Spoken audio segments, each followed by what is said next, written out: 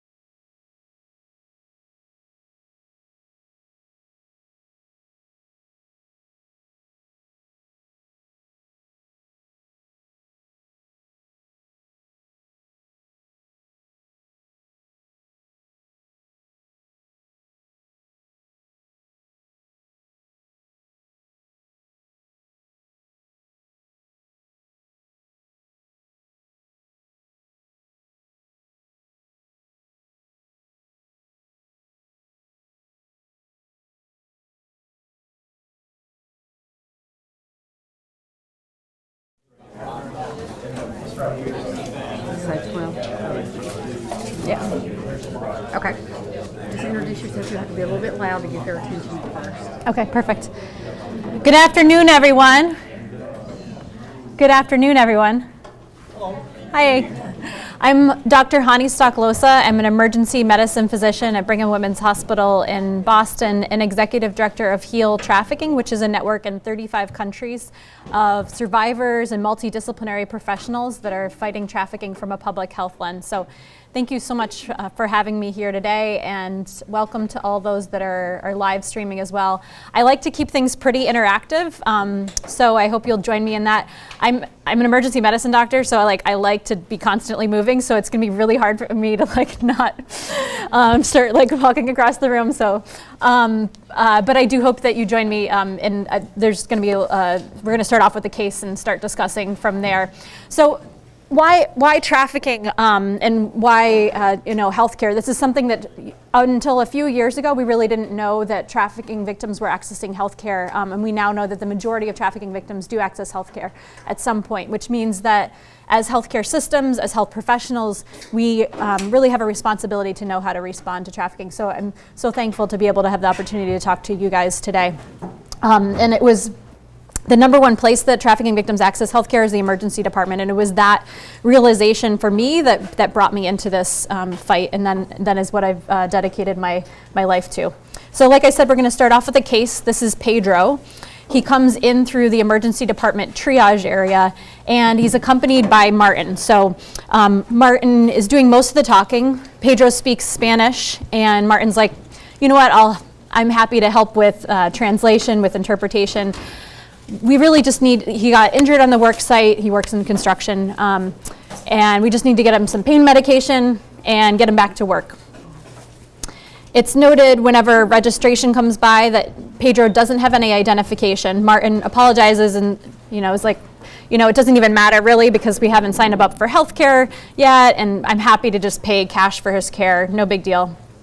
The triage nurse in the emergency department notices that Pedro is pale and he's ill appearing, and then when she goes to take his blood pressure, she notices that there's this bruise there that doesn't really fit the story of how he fell off the scaffolding and the other injury pattern that she was told about.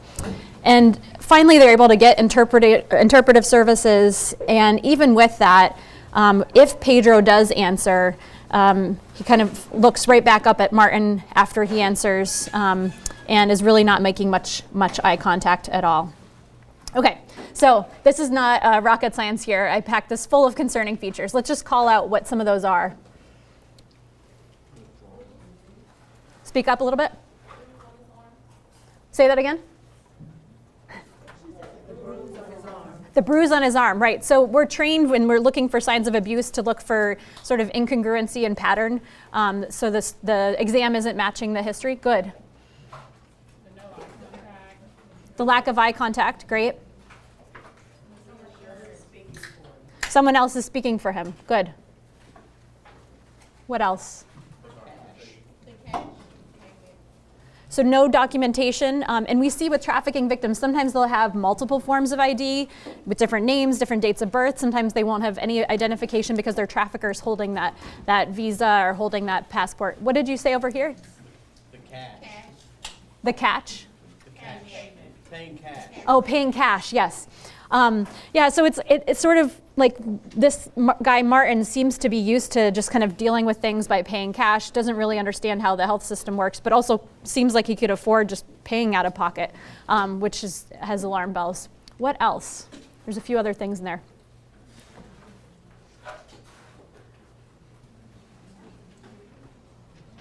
So one thing at the very beginning is, this focus on not his health and well-being, but usually if somebody comes in with somebody else to the healthcare setting, usually they care about that person. They actually took time out of their day. It's a big deal to take time to be with somebody in the healthcare setting, but his focus really is not on his health, right? It's on, okay, how do we get him pain medication? How do we get him back to work? And we've actually seen a number of cases of trafficking where traffickers will actually intentionally injure their victims as a way of getting opioids. So that's why I threw that piece into the case. And then another Another thing that I'll highlight is on the medical side of things. So we pointed out the bruising, but also here's this construction worker who's theoretically maybe it's just my stereotype, but you have to be pretty strong to be doing manual labor day in and day out. And he's pale and ill appearing. So is that because he's anemic? Is it because he's malnourished? But there's something there also kind of on the medical side of things that doesn't fit the whole overall picture. So I stop there with the case, and I haven't told you, how he was labor trafficked, all of the details of that. And that's very intentional. Because what I want to do is to have you start thinking about those patients where the pattern is not fitting together, where there may be some signs of abuse. And in addition to thinking about child abuse, sexual assault, domestic violence, that you add human trafficking to that differential diagnosis when those alarm bells are going off. So what is trafficking? What do you guys know about, what have you heard about what trafficking is? And you'll have to speak up because apparently I can't, my hearing's not the best. Yes, right here. Mostly criminal organizations seeking profit off of people who are not coming into the country illegally for whatever reason. So I'll highlight some of the things that you said there. So it can be a criminal organization, and at the core of trafficking is the profiting off of somebody else's labor, whether that be physical labor or sexual labor. But somebody's actually making money. So there's a commercial aspect to it. And yes, we definitely do see cases where it's foreign nationals. This is an example that I gave with Pedro of somebody that came from another country and then is trafficked here. But we also see trafficking of our very own US citizens as well. What else have you guys heard about trafficking, what it is? And maybe it's something you've heard here in Alabama about what it looks like.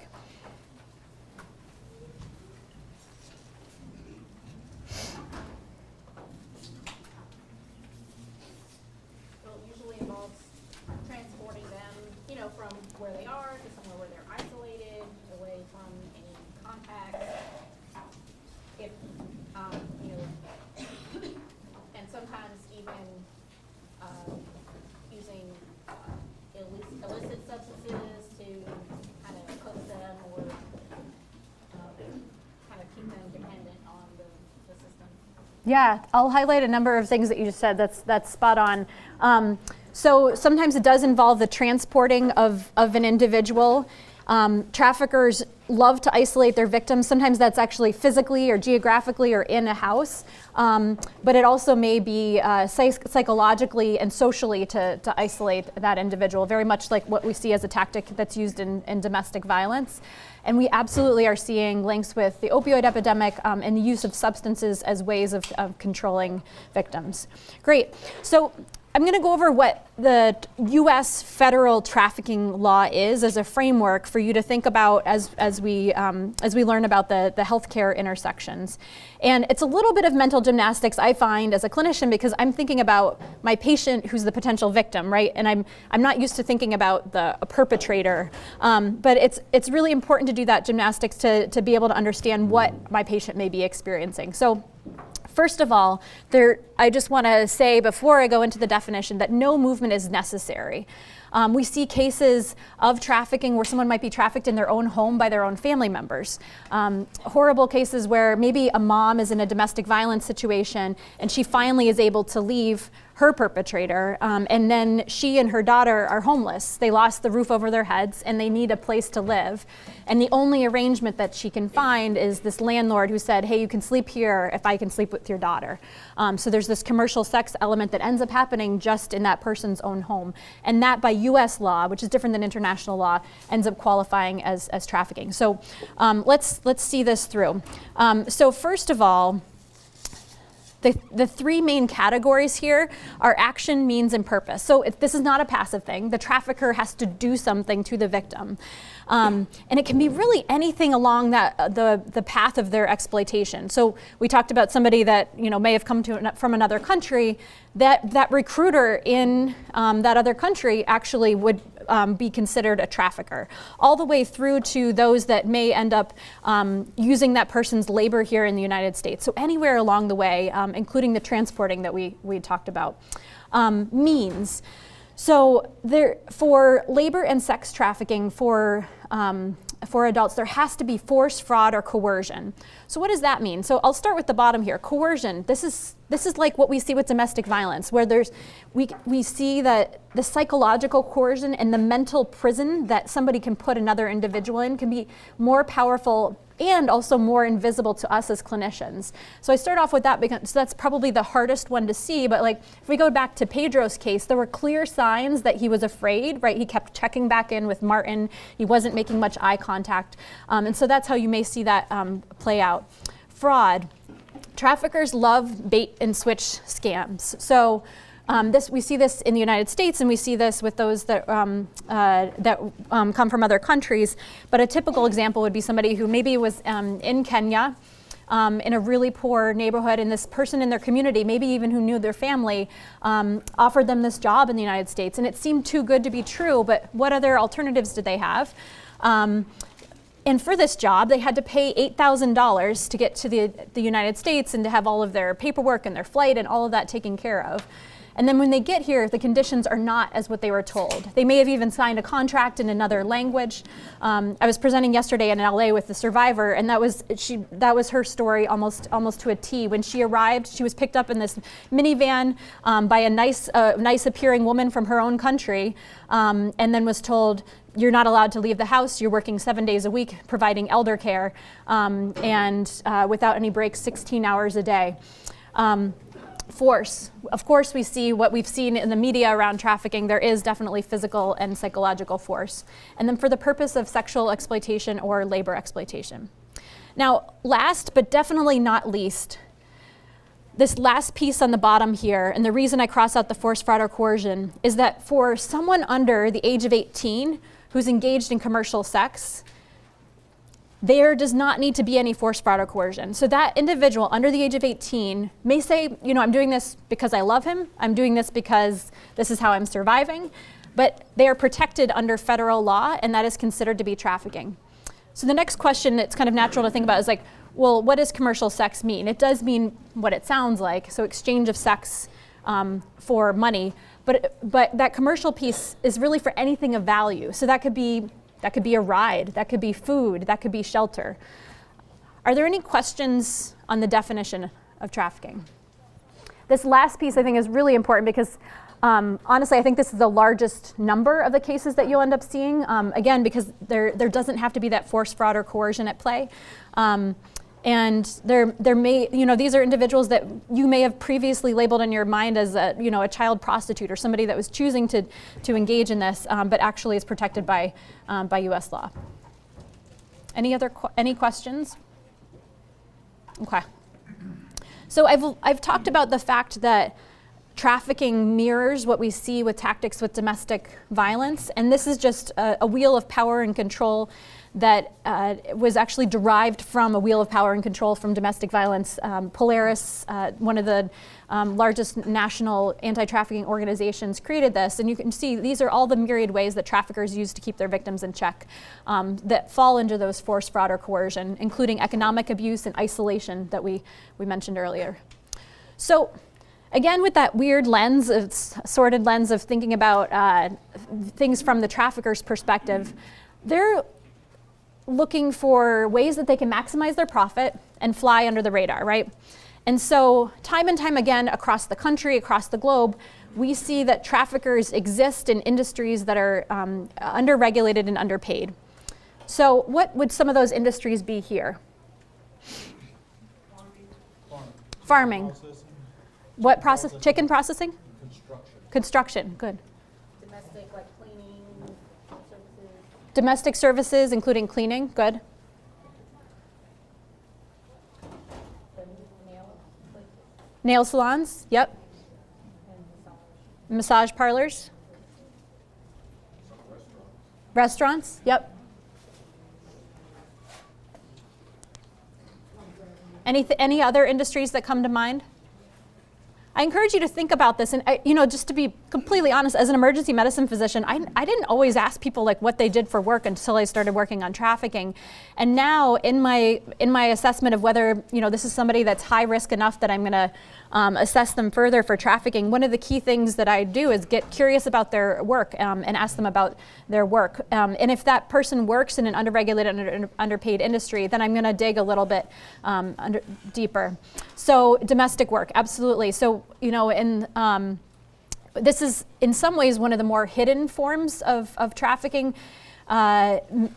Speaking of a survivor that I often co-present with, she was brought into the country by diplomats.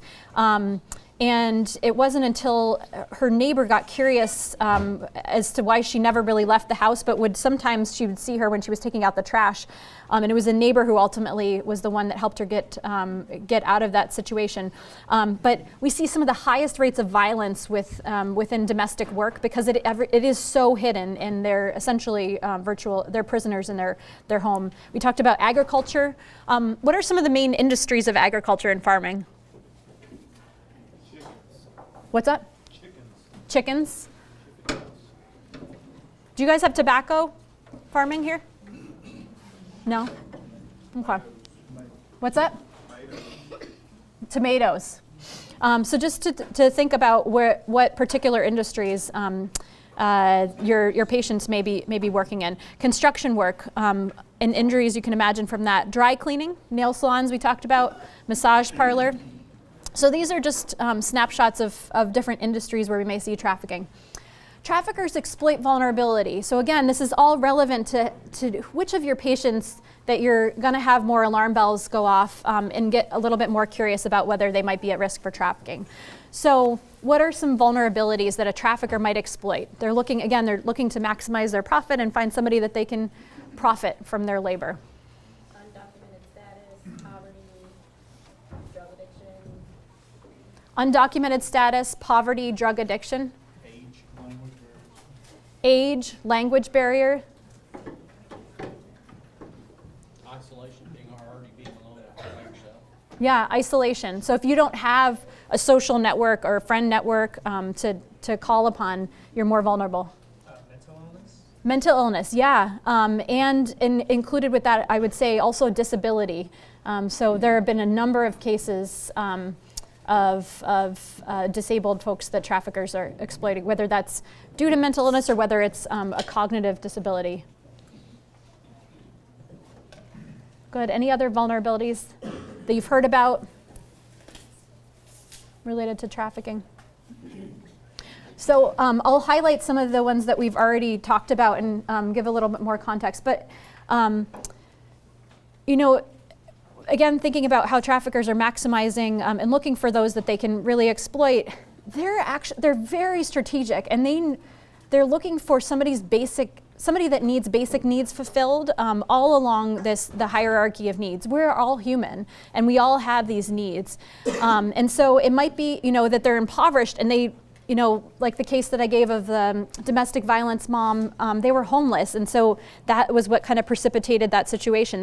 They had a need for shelter, and then the trafficker stepped into that gap and fulfilled that need for shelter. Safety. So when we see trafficking in maybe gang-related communities, working under that trafficker and being exploited by that trafficker actually might be in some actually a safer position for that person in that gang community, because the trafficker also provides them some amount of protection. So even though it comes at a cost, they may have that perception of safety. And you can see how this also makes it difficult to leave the trafficker when they're fulfilling these basic needs, including belonging. So we talked about age. Age is definitely a risk factor for trafficking. We know that the brain does not fully develop until your early 20s, and the younger adolescent brain is more likely to take risks. And that has good sides, but in terms of trafficking, can lead somebody to be more vulnerable, and especially if somebody has a history of abuse in their past. So they're looking for that feeling of belonging that all of us have, but compounded by age and then potentially being in an abusive situation. So migrants, we talked about isolation. Somebody may be isolated because of their language. They don't know their rights whenever they come here. We are seeing epic amounts of migration at this point in human history, whether it's fleeing humanitarian crises, situations of violence, or simply looking for a better life for one's family. But fundamentally, when you're migrating, you've given up all of your networks in general. And so just imagine you're this dad with your family, you're trying to provide for them, and someone comes along and offers you a job. How do you know whether that job is legitimate or not? And really, like, what other alternative uses Narcan as part of that? How many of you guys have seen somebody get Narcan or given someone Narcan? Naloxone. Okay. Are they happy whenever they get Narcan? For those of you who've never seen it administered, Narcan is a life-saving medication, and undoes the effects of opioids in the system, but it induces acute withdrawal. So you save that person's life, but they're not happy because it feels so incredibly awful. I've had those that use substances tell me they'd rather die than experience withdrawal in general. And then whenever they get Narcan, it's just like, forget it. It just feels that horrible. So a trafficker, as I was mentioning, in the Boston area will use Narcan, and the threat of giving Narcan is part of his way of keeping his victims that use opioids in check. We talked about those in the child welfare system and looking for that sense of belonging and how vulnerable that may be. So I just really want to underline here that the chains that we see usually in the media portrayals of trafficking, yes, they do exist. There are those traffickers that are using tactics like we see in SVU, but more often than not, it's going to be those invisible chains, those economic coercion, that psychological coercion, in addition to other things. Document status was mentioned, and something that's really important to know here is that we see trafficking in the United States, both of those that are documented and undocumented minors and migrants. And there are particular visa schemes, notably H-2A and H-2B visas, where someone is linked to their employer, which kind of makes sense. But if that employer ends up being a trafficker and is exploiting his workers, of course he can leverage the threat of deportation. He or she could leverage that threat of deportation. And so just because someone is documented is not necessarily protective, especially if somebody is here on one of these particular visas. And actually the protections for those under those visas just got even worse.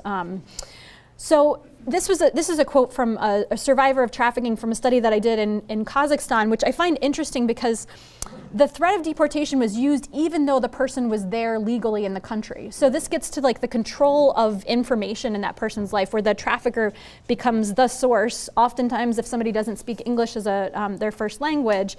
And so that threat of deportation, even if it's not real, can be quite powerful. There was a study recently out of New York City where the majority of the trafficking victims that were foreign nationals who did not tell their doctor. So these are, it's a small set of individuals that had seen a doctor and did not disclose to their doctor that this was happening. The number one reason they gave that they didn't tell their doctor, a trusted healthcare professional, was they were afraid of being deported. So that's how powerful that particular threat ends up being leveraged here. Control of food. So going back to the basic hierarchy of needs, there's a trafficker in the Boston area who would buy like 5 or 10 value meals, throw them in the middle of the floor for a group of 30 women, and they had to force and fight over each other and claw over each other in order to get just a morsel of food. So even in the very act of just getting nutrition, a basic human need that we all just fulfilled, that they're denigrated and made to feel like animals, made to feel like nothing. And that's in addition to everything else that they're experiencing in their daily life. This is a quote from a trafficking survivor who's a domestic servant who was cooking and cleaning for the entire family day and night, was sleeping on the laundry room floor, but when it came to her own nutrition, she was only allowed to eat the dog food. That was all that was left for her. So again, not just thinking about it in terms of malnutrition, but also just the way that feels to be subjected to that. The price of freedom is another piece to this really powerful psychological coercion. And we see this with labor and sex trafficking, where there's this number. Maybe that number is based on the debt incurred to get to the United States. Maybe it's a quota in terms of how many clients and how much money needs to be netted from commercial sexual interactions. But just imagine that you're told if you net this amount of money, that you'll be free. And so even when things feel so horrible day in and day out, you see this potential light at the end of the tunnel, and it keeps you going. And for labor trafficking situations, of course, and for sex trafficking, the system is rigged against you, right? So again, thinking about the like $8,000 that you come to need to pay off once you get to the United States, maybe you're paying $3,000 a month rent for a trailer that you're living with a whole bunch of other people. There's a leaking roof, rats running around, a bar of soap being $10. Again, you don't get to control your access to basic needs, and so you're paying out of your income in order to fulfill those needs. These are actual case documents from the Fields case, which is a case out of Florida where the trafficker was using opioids, and the sex trafficking victim was keeping track of her tally, and she had to subtract shower water as part of her tally, and her like really just trying to get free and net enough money to get out. As I mentioned at the beginning, this is the reason that we're here, right? The majority of trafficking victims in the United States access healthcare at some point while they're being trafficked. And I can guarantee that in this room that most of you probably have interacted with a trafficking victim and just didn't know it. And I'm really hopeful that through these two talks that there will actually maybe even be cases that are identified in between the interval between this part and then next month when I'm coming back to present. I mentioned that emergency departments, not surprisingly, were the front lines for a lot of things. The number one place where trafficking victims accessed health care in this study by McKinney, Chisholm, Straker was the emergency department. The sample did not have a lot of kids in it, hence this lower number for pediatricians.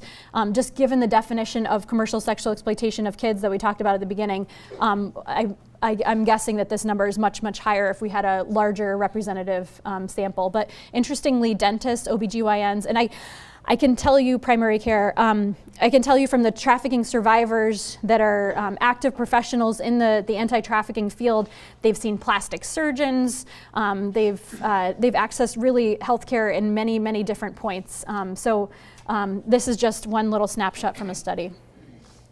So the next question is, how do we identify trafficking? I've been trying to prime you for this in terms of thinking about vulnerabilities, thinking about industry, but really it comes down to the same pattern recognition that we've all utilized as in our roles as being good clinicians on a day-to-day.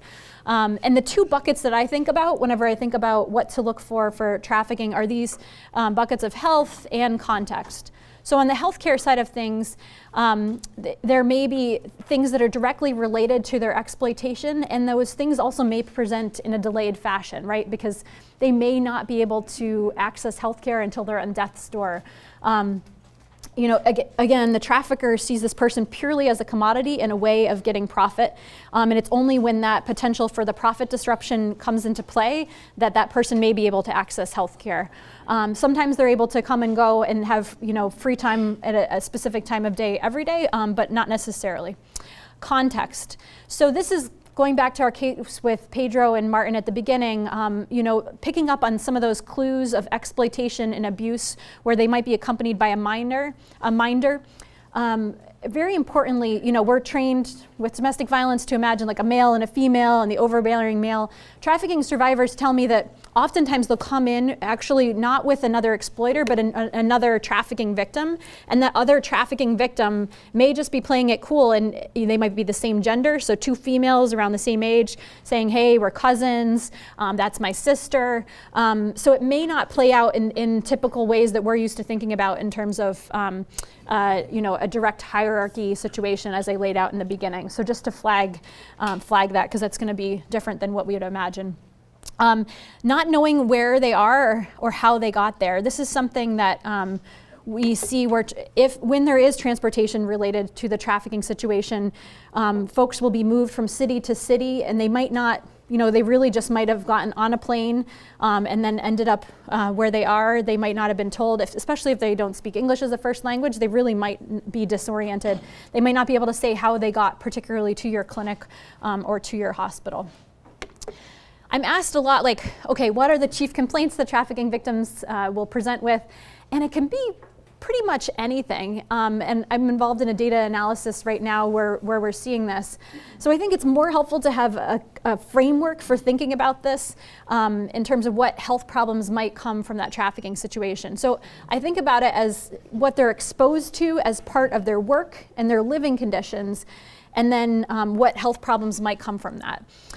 So to do that exercise here, just to think about somebody working in the fields, maybe the tomato fields, they're probably not going to have the best personal protective equipment, and they may not have clothing covering them.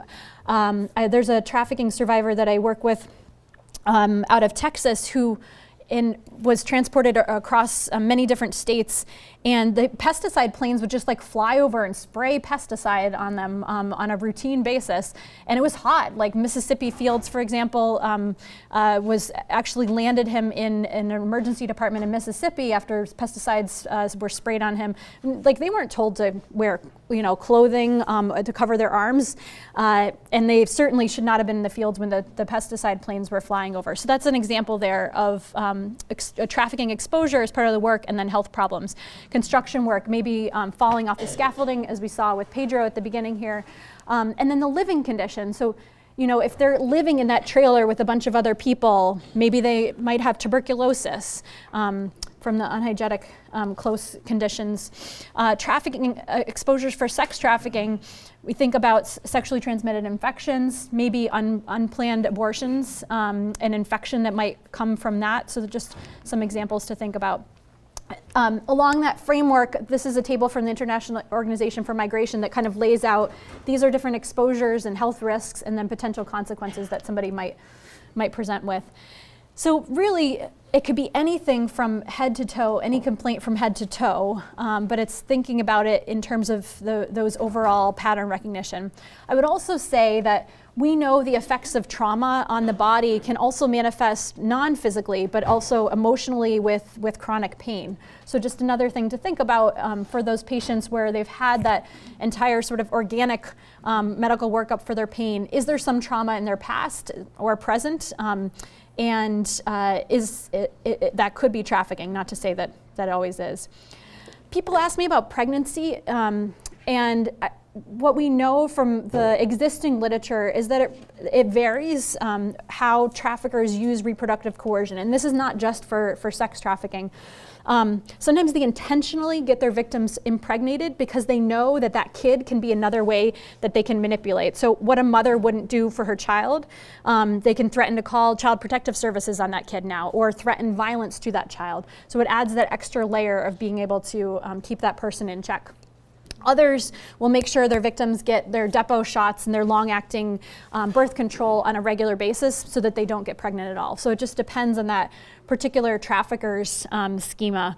And sometimes along that line may force them to have terminations. So switching to the mental health consequences of trafficking, this is something that I hear, the survivor that I presented with yesterday in LA, the one that was doing elder care, she said it just got so bad that she just rather be dead, and she tried to commit suicide a couple of times. And this is a quote from a survivor from my colleague out of the UK.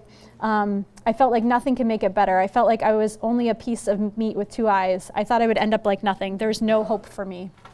So just that utter feeling of hopelessness and feeling stuck in this situation. So not surprisingly, just like my colleague Angela, 41.5% in this one study of sex trafficking survivors in the US had attempted suicide at some point, and very high rates of depression and PTSD. Okay, so we're gonna switch gears a little bit here. Who's this? Taylor Swift. So, I used to do talks on human trafficking and that did not include this piece, and I actually think it's one of the most important pieces. So a couple of things. When you heard that there was going to be a talk on trafficking, you probably had an image of a trafficking victim, maybe that you'd seen in the media, that came to mind. And for all of us, just based on being human, we work off of heuristics all the time, off of stereotypes. That's very helpful and cognitively efficient. But it's important to identify what those stereotypes or those biases are. So I encourage you to think about who came to mind for you if a particular profile of a person, age, gender, ethnicity came to mind. Probably didn't fit Pedro, our initial case. And just through today's talk, that you start thinking about who are those other patients that don't fit that narrative, who you might be missing. So who are those patients that might be working in those underregulated, underpaid industries with those vulnerabilities? And to really, the way to undo unconscious bias is to first bring those biases into consciousness. Now, so that's one piece, is like, who might you just be missing because of like the profile that comes to your mind in terms of trafficking? The other piece is thinking about those patients that you just don't naturally think of as victims. And I'm gonna break this down in a sort of stepwise way. So first, I think it's helpful to think about the patients that you like. And those are the patients that like bring you a lot of energy. So I'm going to share, for me, it's a little old lady who comes in with like a pink nightgown on. Her hair might be in rollers or curlers. I don't know what you call them. And comes in at like 2 a.m. on an overnight shift and has like a UTI. So she's like slightly delirious. She's kind of sweet. She's asking me for tea. And like I want to spend like all my time in that room with that patient. And we all have patients that are our favorite kind of patients. And that's probably because she like reminds me of my grandma. Like I've like now thought about this enough. So that's over here, like those patients that really do make us happy and give us energy. And then we have a full spectrum from there, right? We have those patients that make us angry, and probably rightfully so, right? Those patients that are spitting on me, calling me names that start with a C, and so I try to actually avoid those patients, right? Like I find myself trying to find any excuse not to be with that patient. So that is human. There is nothing wrong with having that spectrum of reactions. How we react, how we choose to react to that with our actions is the next step. But to identify that full spectrum. And the reason that's important is if you think about those patients that I like, I'm more likely to maybe see their victimhood if they end up being a victim of violence. They're more like me, and I'm more likely to see it. Whereas those that are on this other end that make me probably angry inside, I'm less likely to see if they're a victim of violence. And the reason it's so important is actually that the behaviors of agitation and anger can be a symptom of trauma. So we know that PTSD and the symptoms of trauma can manifest. These are the two main ways, like you heard, like fight, flight, freeze. So on the left is the cat that's kind of like dissociated. So those are people, it's an emotional reaction to really distance yourself from your surroundings. They might look like that kind of blank stare their eyes, or it may be laughing to something that doesn't seem like it is appropriate. So that's one way that dissociation can manifest. But also, it's the way that the brain rewires when it's faced with chronic trauma. Maybe that person is aggressive. And it's evolutionarily, it makes sense. It's that person and their brain is telling them, this is the way that you survive. This is the only way you can survive in the world. And so even when they're in healthcare settings, they might be triggered by the environment, by sounds, by even the way that we treat those individuals. And so actually, patients that are aggressive may, even though our blinders are there because we're reacting in an angry way back, may be more likely to be a victim of trafficking and more likely to be a victim of trauma. So really to pause and reflect when you find yourself having those reactions and realize and get curious about what might be under the surface. I'm not saying by any means that those are all trafficking victims, but to really do that reflective work to understand those reactions that you're having internally and to try to take some of those blinders off for those patients that make you angry. So now we're at the place where we're back with Pedro, and there's an individual that had a bunch of red flags, a bunch of alarm bells that went off, and we want to assess that person for trafficking. How do we go about that approach? I think the first thing, I'm talking about a lot of reflection here and a lot of pausing, but in this case, it's really important to think about what your goal is in that moment. So you may be like, okay, you saw Pedro, you're like, oh my gosh, Pedro's here with Martin. He might be being trafficked. There's a sense of urgency, and I need to like get him out of this situation. And this is a very natural reaction to imagine that this might be our goal in that scenario. But it's not. And I used to give this talk without having this kind of picture. I was like, the goal is not to rescue. The goal is not to get that person to disclose. And I would get questions at the end of like, how do we rescue? And I'm like, no. So then I'm like, we need to have a picture that exemplifies this. So why? Let's think about this.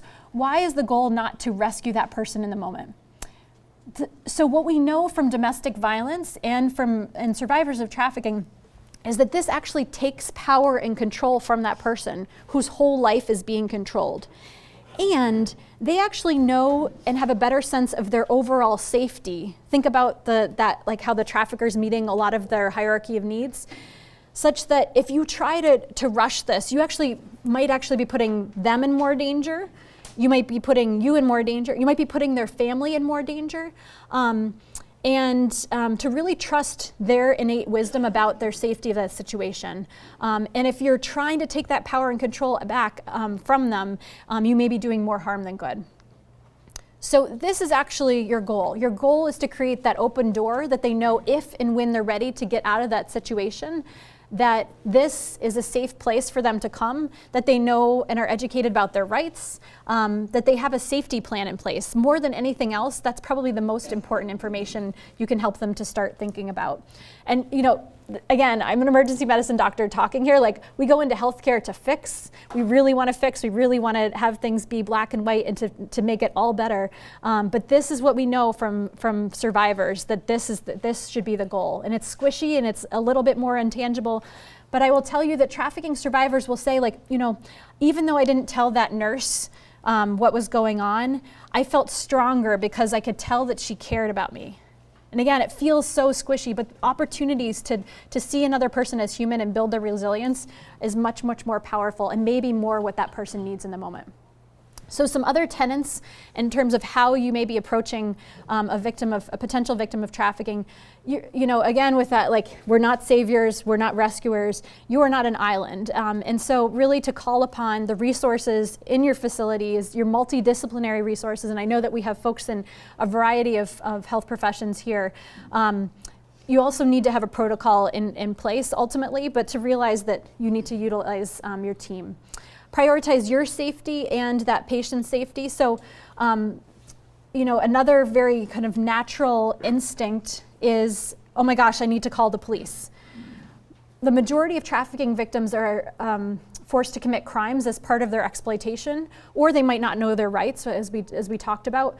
And so even the mention of law enforcement actually can make them leave your facility and run out of there. I have so many stories, more than I can count. There was a sexual assault nurse examiner who identified that this girl was being trafficked, and the girl showed her phone and this gang that she was a part of, like all these other girls that were being trafficked, and the sexual assault nurse examiner was like, oh my gosh, sweetie, let me call the police. So she turned around and literally the next second the victim of trafficking had run out of there.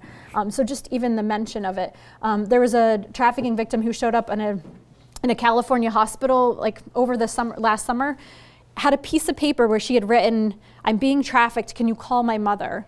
And this was her way of seeking help. She saw the emergency department as a source of safety. She handed that to this nurse, and they didn't have a plan in place. They didn't have a protocol in place, and they kind of conferred and decided, okay, we're going to call 911 because we don't know what to do. And then they told her, we called 911, and again left that very moment. So just to put that out on the radar, this is again why you need to have protocols in place. There are the right law enforcement to involve at the right times, but that needs to be discussed with the patient and ultimately in their control. Try to find a way to talk to the person alone. So my nursing colleagues have like the best ways of doing this. So you don't want to raise a whole bunch of alarm bells. You don't want to go into the room like, so if we have Pedro and Martin's like, you need to leave, it's protocol. You really want to do it in a much more subtle way, because if that victim ends up going back with the trafficker, you don't want there to even be the appearance that there was some sort of disclosure that was made.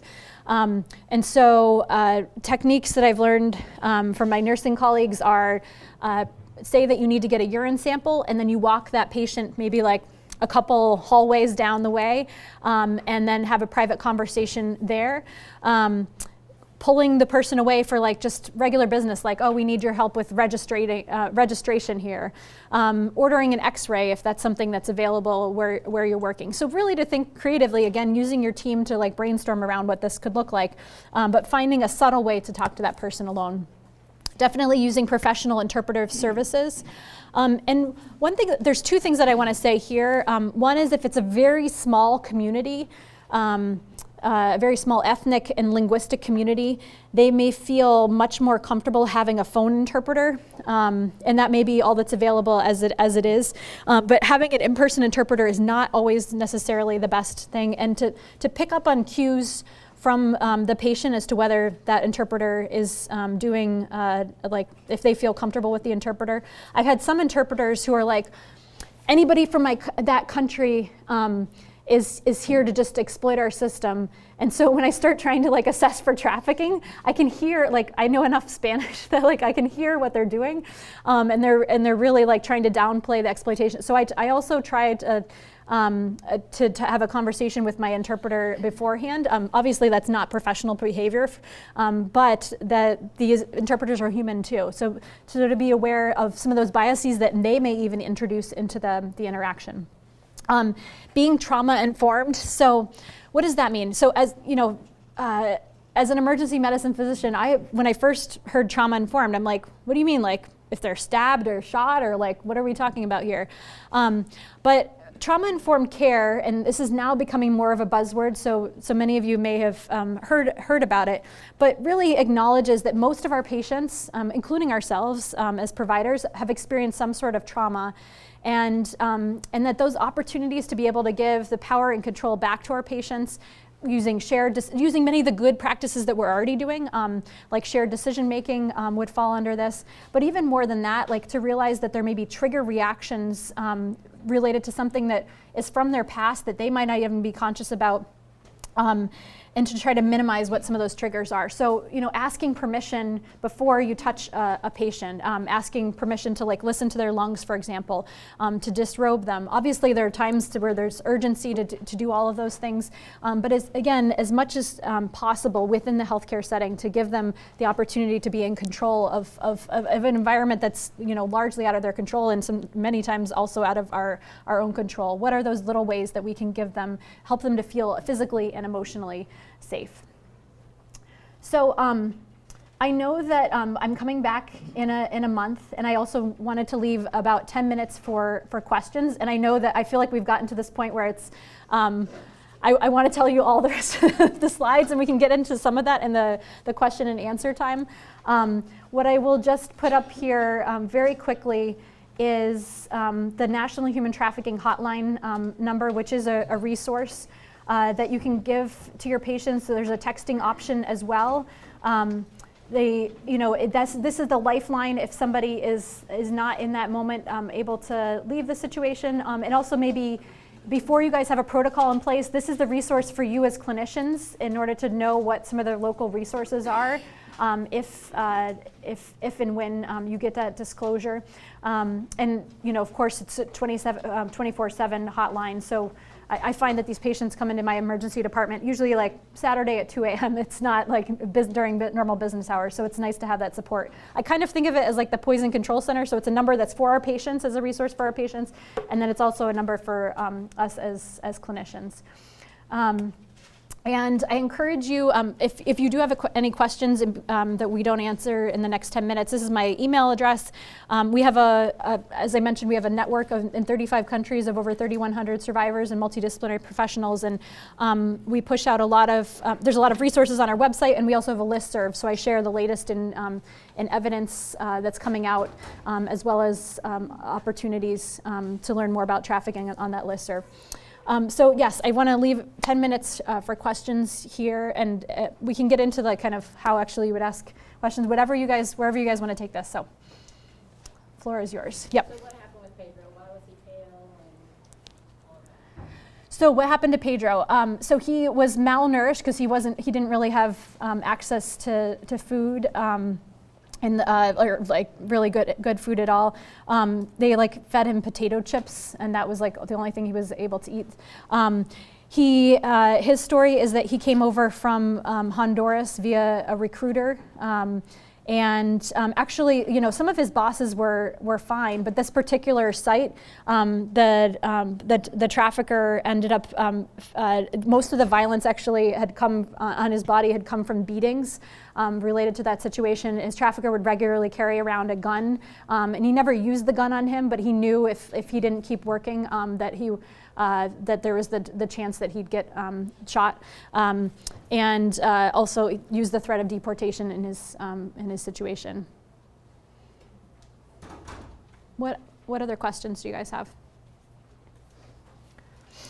How many of you guys think that you're seeing trafficking victims, or may have in the past? I'm seeing a lot of heads nod. How about, do you think you're seeing just sex trafficking or labor trafficking? What's that? More sex. Of kids or adults too? Adults too. Do you guys have a protocol in place? There's one of the resources we have on our website too is a protocol toolkit. So it's a free open access resource that helps you to work with community partners to develop your own health facility protocol. And then a sort of an easier 2-pager that we made in the Boston area that is replicated in a number of regions is creating a resource list of your local resources on the one side, and then kind of a flow diagram for clinicians. So until you have a formal policy and procedure, it may be nice, and this is also available on our website just to see as a template, but it might be nice to just create and have publicly a flow diagram for assessment, and then some of the local resources to start raising that awareness. There are we also on our website, we have patient resources in I think 10 different languages. Some of them are posters that you could put up, so you could consider putting those up in your health facility. Because sometimes just seeing that maybe in a bathroom may help somebody to even identify, oh, I have rights in this country. The situation that I'm in is not actually okay. And can be a silent way to signal that there's help here. And it links them to the National Human Trafficking Hotline number. So those are some kind of intermediary steps that you can take to start raising awareness among your staff and patients, and have this be more public. Any other questions? How's the catfish? Should I try it? Okay. I'm getting hungry watching. Well. Thank you so much, and I'll hang around for any additional questions. I really appreciate your time, and I'll be back in a month, so thank you.